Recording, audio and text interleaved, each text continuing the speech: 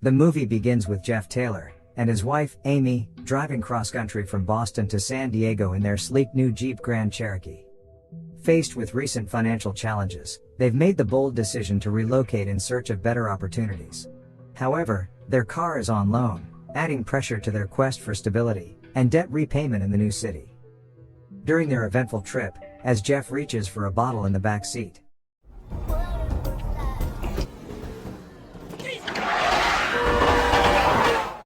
a worn-out pickup truck abruptly emerges, demanding Jeff's swift reflexes to evade a collision, and he firmly blames the driver for his reckless driving.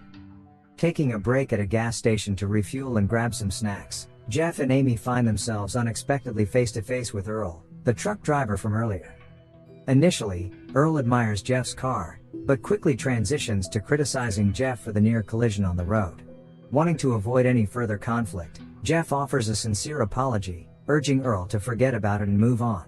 Ought to be more careful who you ride with. Despite Jeff's attempts to defuse the situation, Earl departs in a fit of anger, leaving Jeff and Amy to resume their journey to San Diego. Everything is going fine as they chat about a stroke of luck, an astonishing $90,000 lottery win from a junk food purchase. However, their smooth journey takes an unexpected turn when their car breaks down, leaving them stranded in the middle of nowhere. The husband tries to call for assistance, but to no avail because the signal is out of reach. Luck appears to be on their side when a passing truck catches their attention. But it turns out to be Earl's truck, which is unfortunate because he doesn't stop and instead mocks them. His arrival sparks concern, as his intentions seem less than favorable when he turns his car around to face them. Just as tension mounts, a large truck pulls up alongside Jeff's vehicle, forcing Earl to abandon his plans and leave the scene swiftly. Warren, the nice truck driver, extends his assistance to the couple, offering to assess the car's condition. After a quick examination, he suspects the vehicle may have overheated, and he suggests dropping them off at a nearby diner 5 miles away, where they can use the pay phone to arrange a tow truck. Despite the generous offer, Jeff decides to wait on the road, allowing the car some time to cool down before attempting to restart it. Amy thinks of taking the ride to call for a tow truck, while also grabbing refreshing cold beverages to combat the scorching summer heat. With Jeff's approval, she gets into the truck, leaving him behind with the car. After a period of waiting on the road, Jeff inspects the car once more, discovering that a few wires had come loose, which was the cause of the breakdown. The car works again after the wires are connected, allowing Jeff to proceed straight to the diner to meet his wife. The husband arrives at the mentioned diner, however, to his dismay, Amy is nowhere to be found. Despite questioning the rude bartender and other patrons, Jeff doesn't get a lead. After leaving a message for Amy with the bartender, Jeff sets off to search the town. Along the way, he spots a truck resembling Warren's, and tries to flag down the driver.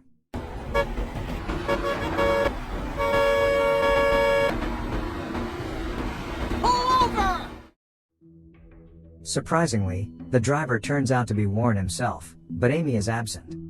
When questioned, Warren claims to have no knowledge of a woman, and insists he has never met Jeff before. Puzzled, Jeff peeks inside the truck, but finds nothing. At that moment, a police car grabs his attention, prompting him to seek assistance. Deputy Len Carver emerges from the vehicle, and upon hearing Jeff's concerns, initiates an investigation into Warren, who insists that he has never met Jeff or Amy. The cop then proceeds to examine his truck, but despite a thorough inspection, no signs of a struggle or evidence linking Warren to Amy's disappearance are found. Eventually, Deputy Len begins to trust Warren's side of the story, considering the possibility that Jeff may have confused the two similar-looking trucks. He also suggests that Amy might have left willingly, citing similar cases he has encountered, but Jeff remains unwilling to accept this theory, as he knows his relationship with his wife. With no concrete evidence, Deputy Len releases Warren, leaving Jeff feeling helpless, convinced that Amy was in that truck. At the police station, his anxiety intensifies as he observes numerous photographs of missing individuals, particularly middle-aged women like Amy. As it hasn't been 24 hours since Amy's disappearance, the police won't take action unless they receive a ransom call or find evidence of forced abduction. Filled with distress and fear for his wife's safety, Jeff turns to the bartender once again, hoping for more information about Amy. Unfortunately, His inquiries yield unsatisfactory responses. Growing increasingly desperate, Jeff decides to force the bartender to show him the customer receipts, hoping to determine if Amy has visited the diner. A heated argument erupts between them, and it gets so bad that the bartender brandishes a gun, pointing it at Jeff, compelling him to leave the diner. A glimmer of hope emerges when an innocent man named Billy steps forward, claiming to have seen Amy. According to Billy, Amy arrived at the diner in one truck, went inside, and then left with another man in a different truck. Billy reveals that the man took her towards Route 7 by the river, and when Jeff seeks additional information, Billy explains that they don't share such details with him, his gaze fixed on the bartender who has just come outside to monitor Jeff. Jeff then urges Billy to accompany him to the police, but Billy dismissively calls him a dummy, and asserts that the police are involved in the situation. Left with no other choice, Jeff decides to take matters into his own hands, and heads straight to Route 7 in search of Amy. However, he is met with a shocking encounter when the road is closed, and he comes face to face with the armed Earl. Filled with confusion, Jeff quickly reverses his car and attempts to escape, with Earl relentlessly pursuing him.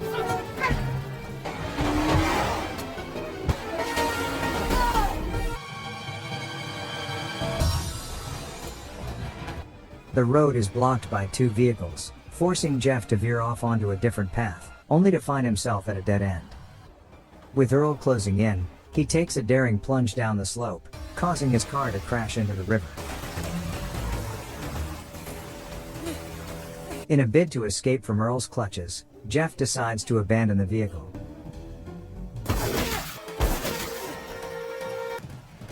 He follows the water's flow, and successfully evades the immediate danger. Though his car is now being taken by Earl, he has managed to survive, which really matters in the end. But all of a sudden, he is apprehended by an unexpected member of the gang, Billy, the seemingly innocent guy outside the diner. Jeff finds out that Earl and Billy are the ones who took his wife, Amy, and that they are holding her for ransom. Amy had mentioned that Jeff has $90,000 in their home bank account, and the husband has a sudden realization when Earl says something about junk food. Unbeknownst to the criminals, $90,000 is merely a number the couple noticed on a piece of junk food during their journey. As Jeff steps out of the car, he is astonished to come face to face with Warren, who happens to be the mastermind behind the gang. Without wasting time, he instructs Jeff to make his way to the town, and personally relay to the bank manager his request for a prompt wire transfer from his account. Time is of the essence, as Jeff must secure the funds within the next 50 minutes, before Deputy Len concludes his patrol. Warren tells Jeff that they'll be watching him every step of the way, and he will send him pieces of his wife from time to time if he fails to do it. And so, Jeff is forced to follow Warren's instructions, and heads directly to the town's bank, fully aware that he only has $5,000 in the bank. Inside the bank, the manager sees Jeff's distress and becomes suspicious, wondering if something is wrong with him. He tries telling the truth at one point, but the presence of a suspicious individual within the bank prevents him from doing so. The bank manager appears to have gotten his hint, and he asks him to hold tight while they bring the cash. While waiting for the transaction to unfold, Jeff seizes the moment to discreetly explore the bathroom for a potential weapon. Regrettably, he comes up empty-handed as nothing suitable fits into his clothing. When he goes back to the table, he gets lucky and finds a blade that the bank manager left there on purpose. After getting the money, he gets further instructions to locate a car on the main road. Shortly after that, Earl arrives, demanding Jeff's obedience and the surrender of the money. Despite Jeff's desire to see his wife first, the sight of Earl brandishing a pistol leaves him with no alternative, and instead, he gets hit in the face. With Jeff's hands securely duct-taped, Earl contacts his partners, while admitting that he tampered with the wires in Jeff's car at the gas station, and that his group intends to kill them anyway. Jeff persists in using the stolen sharp tool to cut through the tape, and when Earl opens the bag, he finds bundles of $1 bills instead of the expected $90,000.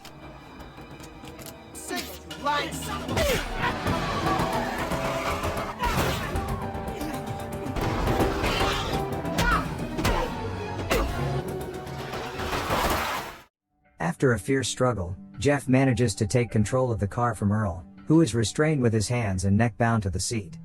By accelerating the vehicle, and repeatedly braking to choke Earl, he tortures Earl into disclosing Amy's whereabouts, which are at a truck stop. Just as things seem to be falling into place, Deputy Len unexpectedly arrives on the scene, ordering Jeff to stop the car. Mistakenly perceiving Jeff as a criminal, Deputy Len disregards Jeff's pleas about Amy's abduction and Earl's involvement in the case. Seizing the opportunity, Earl escapes the vehicle and fires at Deputy Len before going after Jeff. However, before he can hurt him, the injured officer retaliates and shoots Earl, rendering him immobile. After calling for an ambulance through the police radio to assist Deputy Len, Jeff embarks on his mission to locate Amy at the truck station.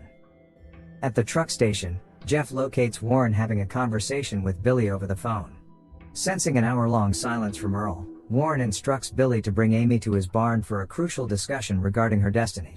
Initially intent on apprehending Warren, Jeff's priorities shift upon learning about Amy's whereabouts. As the boss of the gang leaves for his house, Jeff seizes the opportunity to catch a ride on the truck's base, successfully finding a hiding spot.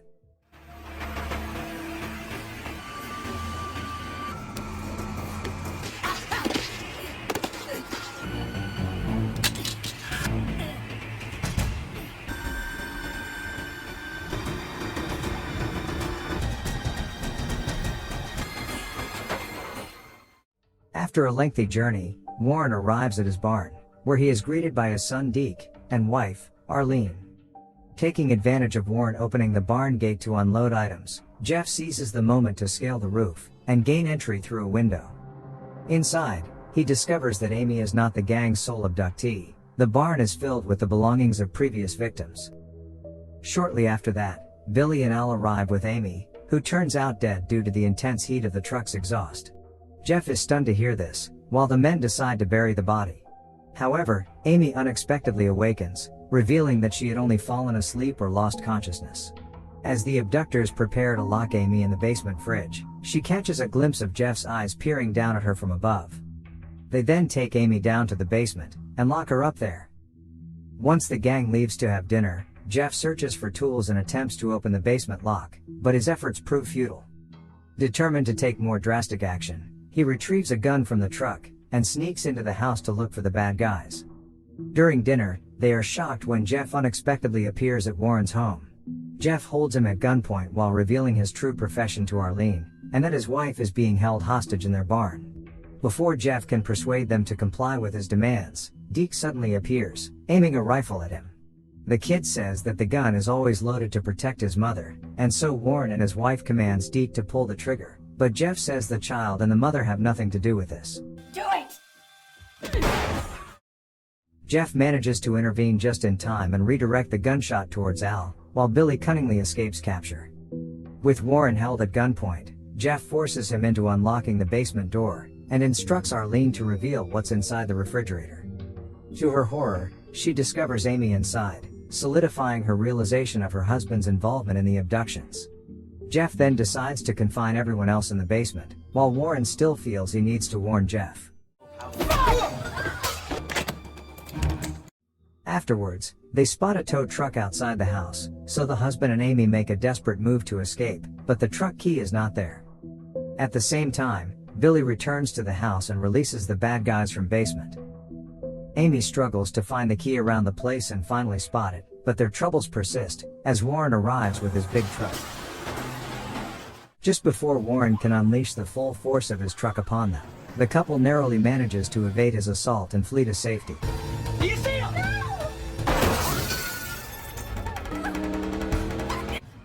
As the couple drives, they become aware that they are being pursued by Warren and his accomplices, who are driving their own vehicles. In the chaos of the pursuit, Warren's control over his truck weakens due to traffic, leading to a collision that demolishes Al's vehicle in the process. In a final desperate pursuit, Warren relentlessly chases Jeff until they reach a bridge, where he ultimately gains the upper hand over the couple. Tragedy strikes as Warren's truck runs over Amy's car, trapping her leg in the wreckage. As they tremble perilously on the edge of the bridge, Jeff escapes from his car to confront Warren directly.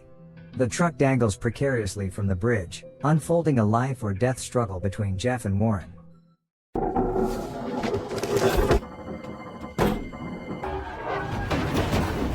As they struggle for control, Warren secures a chain around his wrist, intending to use it against Jeff. In a twist of fate, Jeff manages to gain the upper hand, causing Warren to plummet onto the rocks below that claim his life. Jeff swiftly ascends, and assists Amy in freeing her trapped leg. Once out of the car, they share a heartfelt embrace. They finally turn their attention to the one who caused all of this suffering, only to find him miraculously alive. This makes Amy so angry that she triggers the truck to plummet, crushing Warren beneath it.